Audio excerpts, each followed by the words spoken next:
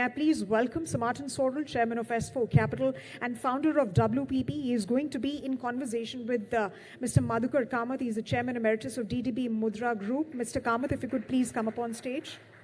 All right, a huge round of applause, ladies and gentlemen, for Mr. Sorrell. The stage is yours. Good morning, everybody. Good afternoon. Sorry.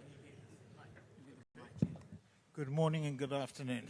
Good afternoon, Martin. Or should I call you Sir Martin? Whatever you like. Okay, You because... can call me Martin and Neil. Okay. You know, I heard the introduction, and I think they missed out on certain very interesting facts. Martin's been an India watcher, India traveler, India believer for close to 50 years. Not many people know that. And when I was counting the number of trips, even he's forgotten how many trips he had. He has about 45 times he's been to India and spent time in India, which makes him preeminently, and having built preeminent and dominant businesses in India, that makes him eminently qualified to answer any questions that any one of you might have.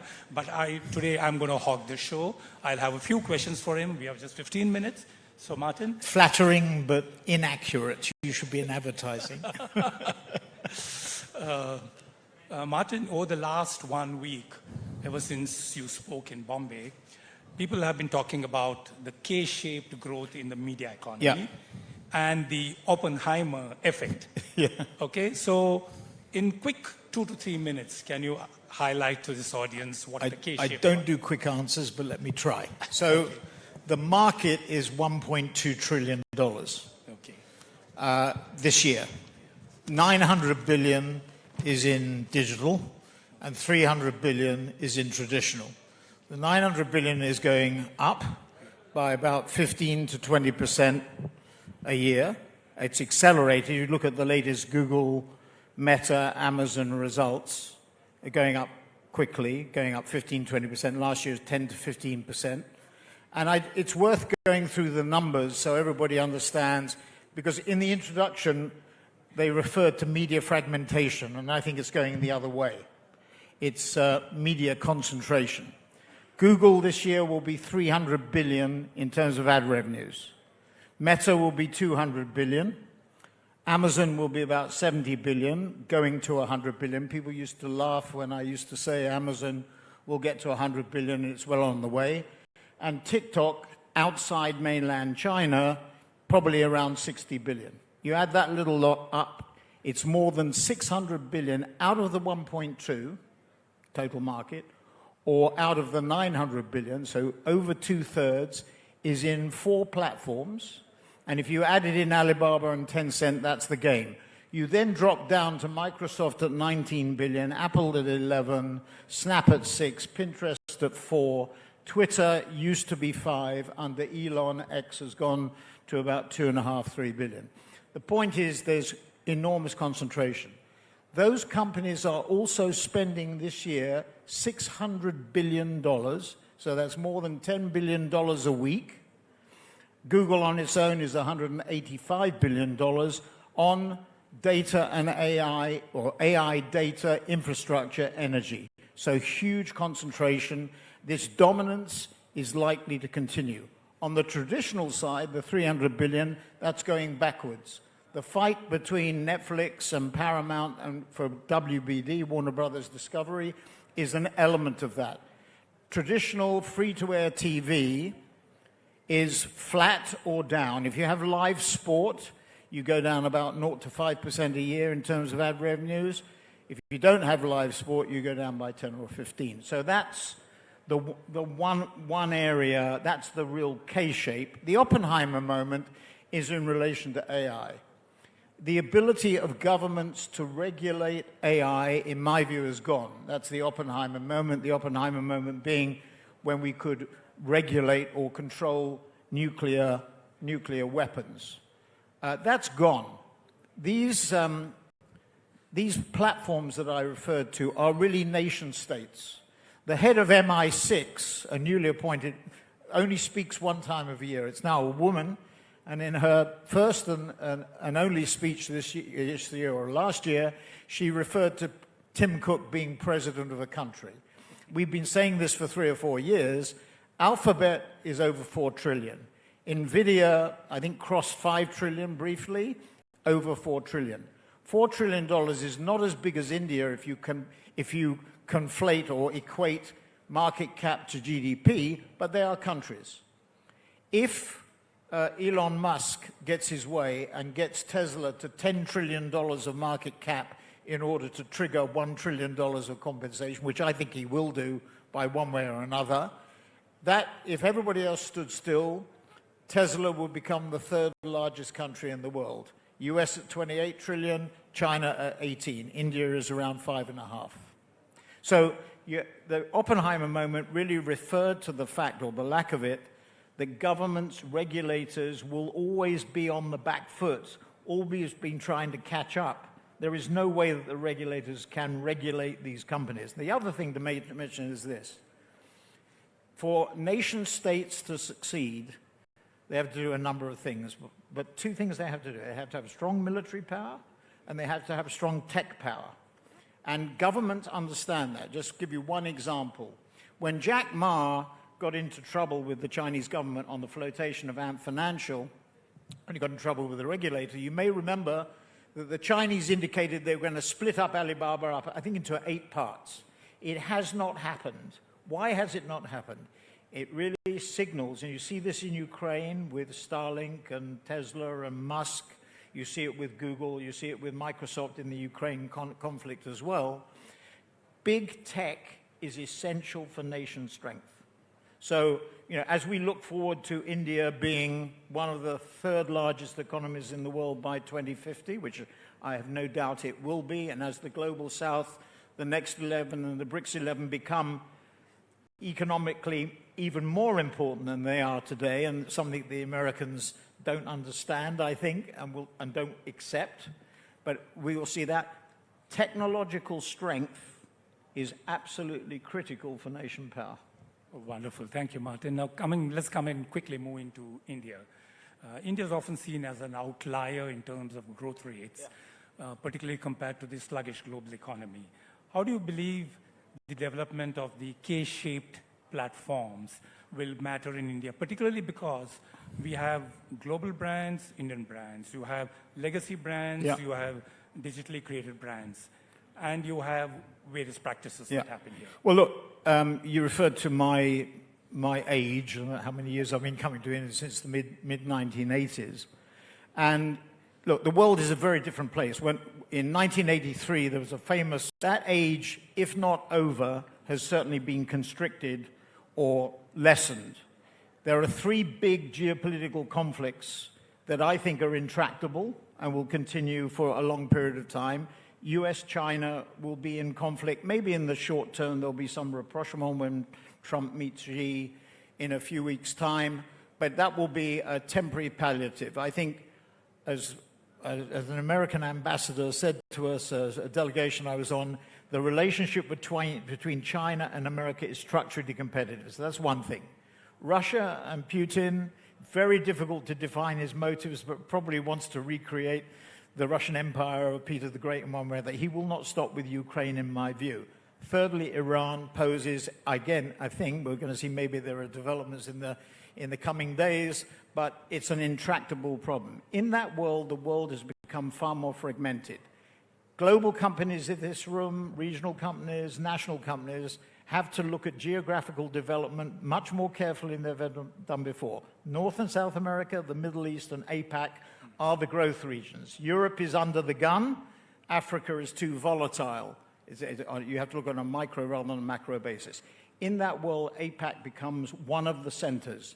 Because of the Taiwan risk, and I don't think President Xi will invade Taiwan, but he will certainly strangle Taiwan over time because it is essential to his legacy that Taiwan becomes time of China. That's non-negotiable. Because of that, India is the alternative in an Asian context. And therefore, if you're big in China, big is defined as 15 to 20% of your sales. So if you're Apple or you're LVMH and you've got up to 30% of your sales, do you want to take further risk? No. You diversify your supply chain, your supply, your markets, and India is the second solution.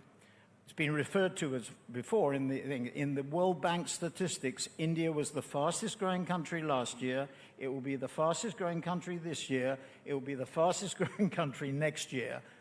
Prime Minister Modi has done an excellent job, in my view, of leadership and representing brand India. The president, prime minister of a country should be the chief brand officer. Should be the emblem of the country and the driver of the country. So India, I think, is in the box seat for two reasons. In that fragmented world, picking growth is really important. India's growing. The second thing is, because growth is going to be more tempered, because inflation is tougher to deal with than people think, and we see that with central banks, and interest rates as a result are going to be higher than we've been used to, being efficient and effective is critically important. So applying AI, applying blockchain, if you think AI is big, stand by for quantum. I was exposed at the Google Zeitgeist last year to their quantum lab in Montecito in Santa Barbara. It is quite extraordinary the computing changes and capacity changes we are going to see, not just from AI, but from the implementation of quantum. India can play a huge role in that. One qualifier, President Trump wants manufacturing to go back to the US. I think it will in part. That poses a threat to the outsourcing companies like Infosys and TCS here. But Trump will get half of what he wants, because manufacturing will go back in some cases to the US, but the people who do it will be bots, not people. So the labor element, this will be capital-intensive manufacturing that migrates back. It will not be labor-intensive manufacturing. Okay, you spoke about brands. So quick question on brands. After all, Google, Amazon, and all were brands. They were brands that build businesses. Okay, so what happens as far as the Oppenheimer effect is concerned on marketing now? Well, the big threat to long-term branding, and maybe I'm outstaying my welcome by saying this, I am not wholly convinced. I mean, I've had 50 years of looking at India and also China. Branding is important. It is the lifeblood, in my view and your view. Our livelihood depended on it for the development of companies. I am not wholly convinced that either Chinese companies or Indian companies are willing to make the financial commitment to secure that. So that's one point. The second point is, unfortunately, people who run listed companies become absorbed with quarterly reporting. It's one of the things I agree with President Trump on. We probably should get rid of quarterly reporting. If you're private equity, which is hugely important in the US economy and the UK and European economies, and will become more important here, the average hold period is 5 years, so inevitably it's short to medium term. And the third thing is, if you're venture capital, the first question you ask is, how do I exit, rather than how do I enter? So everything is tending to become short term. Put on top of that the volatility that we see because of technological development, which is absolutely huge. I mean, I was in Australia recently, and I was very struck. Had a dozen people around a table, all about 30, 35. They'd all done about 3 or 4 entries and exits. My dad said to me, find an industry that you enjoy, find a company you enjoy. If you fancy doing something when you're 40, midway in his mind between when you started and when you retired, if you go and build your own business. But his philosophy was around long-term branding and long-term brand building. Unfortunately, I think that is ancient thinking. I think the volatility is so huge that is coming under attack. And what we see with clients, and AI is driving this, by the way, we're seeing a tremendous focus on short-term brand performance, on activation and performance and promotion and sales. And ironically, when I was debating with one of the cloud companies where we should send our surveys for, the survey we wanted to do was, what percentage of your media cost is create costs? Because AI is having a huge impact on lowering create costs. I discussed with the CEO of the company, of the cloud company, where should we send the questionnaire to? We said CMOs? No. CIOs? No. CFOs? Yes. Because the driver increasingly inside companies is the CFO for performance. And one other thing I would say on AI, we have not seen wholesale adoption of AI at scale except in two verticals. One is in autos and one is in financial services. Why? Because there's economic pressure from outside, from Chinese AVs and Chinese EVs. BYD can produce an AV for $10,000 with Gaudzai or an EV for $25,000. Even Musk is moving away to robots in a way from EVs and AVs. And in financial services, the tech platforms, you see it here in India, the fintech platforms are disintermediating, disrupting the banks and traditional services. So in my view, really AI adoption is only going to come when the chill economic winds blow and the demand for efficiency will be high. You know, AI is not about technological change. It's about workflow, plotting and improvement, and it's about change management. And turkeys don't vote for Christmas, if you get my drift. And in order to get change, you need an external force to push. Perfect. That brings me to my last question, since the buzzer's just gone. Let's come to Brand India. You spoke highly about how it's been built under Prime Minister Modi and everybody else and the committee. Now, how should Brand India be positioned in the future? Is it a manufacturing hub? Is it a hub for AI? Is it a service provider? Because the digital leapfrog has happened immensely in India too. Yeah, well, India, I think, is in a superb position. It has leadership. It has a strategy built around not only manufacturing, but technology leadership as well. And it has the structure in order to get things done. You know, there are three things I think you have to think about as a firm or as a country, and that is leadership, strategy, and structure. You know, your own firm is going through, or ex-firm, is going through massive restructuring. I think to be controversial that you've got it wrong, not you personally, but your firm, because I think you put discipline first, and then client, and then geography, or geography and then client. What you've got to do is put geography first, then you put client, and then you put capability. So I think those three things, strategy, structure, and leadership, are the three things. And India has all in spades. So it's India's to win. Thank you, Martin. Thank you very much.